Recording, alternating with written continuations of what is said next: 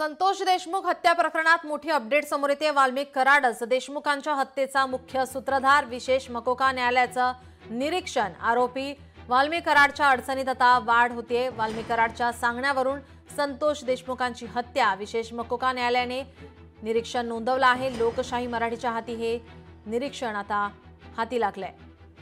आरोपी वाल्मिक कराड संदर्भात digital evidence, forensic पुरावे, वैज्ञानिक पुरावे, त्याचबरोबर साक्षीदार यांचे जबाब वाल्मिक कराडच्या अडचणी वाढणार आहेत।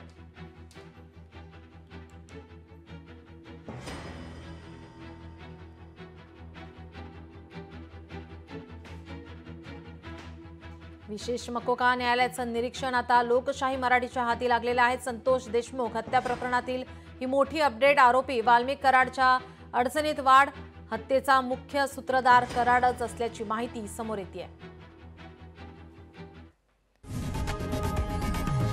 लोकशाही मराठी ऐका, पहा, जागरूक रहा।